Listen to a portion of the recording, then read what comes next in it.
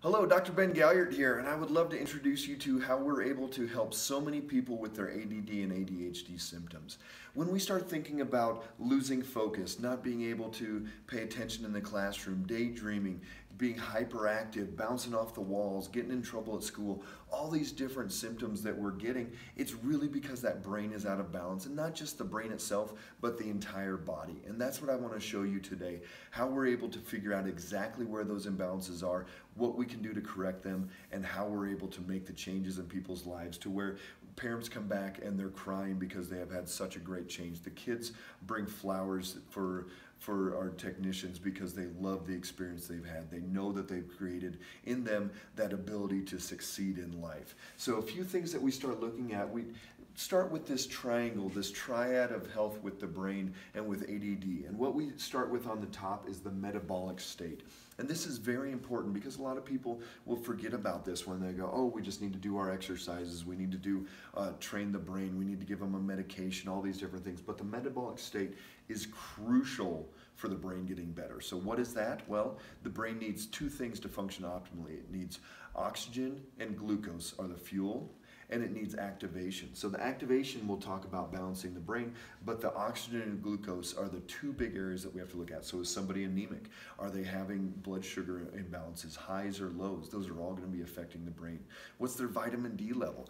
Over 20% of children are dangerously low in their vitamin D, which is huge for brain function. We also start looking at thyroid, at liver, at food allergies, at the microbiome. Research shows that the more out of balance the gut bacteria is, the more ADD problems they have, the more symptoms they have. So we've got to address all of these things on the metabolic side. Then we get into the brain balance side, and we've got multiple layers that we have to work through. We have to work through the primal reflexes. So did somebody develop out of their primal reflexes, these things that by 6 to 12 months we should have grown out of?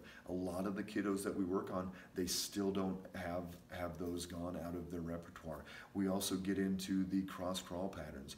Are our children able to do that cross-crawl? How long did they crawl? Did they scoot? Did they walk too early? A lot of these different things play into it.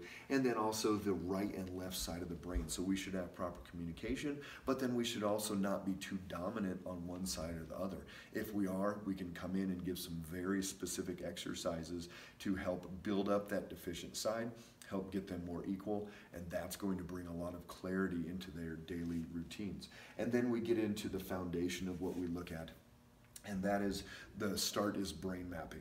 And we're able to do a quantitative EEG, which in 2013 was approved by the FDA as a diagnostic tool for ADD. So we're able to determine exactly where the imbalances are. It doesn't matter what shows up, whether it is an ADD pattern or not, because we're able to train based off of that brain map. We're not training based off of symptoms, based off of what someone's been diagnosed with or what their medical doctor has given them prescription medications for years for. We're going to treat the brain based off where those imbalances are and based off of what we find in the brain map. From that brain map, we're able to come up with specific protocols and a specific regimen to be able to treat that brain and to train it to do something different. So in that traditional pattern of ADD, we have high theta, which is the daydreaming state. So it's easy to go into daydreaming. We have a low beta. It's hard staying in that focus state. So what do? Each time it goes into that wrong direction, we give feedback and the brain starts learning.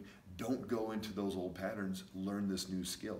And the great part, we have permanency. There was a study where they compared neurofeedback and Ritalin, and they both decreased the amount of ADD, ADHD symptoms. What happened, they stopped for 6 months, and that Ritalin group went right back to where they started, where the ADD group, or the neurofeedback group that was working with ADD, they maintained those changes all the way through. So we're able to see permanency take place, we're able to do this in a drug-free manner, and we're able to address the body as a whole as we go through there. So the ADD is one of my personal favorites. I love to get these kids enjoying life again, getting them on that path to really be able to conquer anything that gets thrown at them and achieve what they want in the world.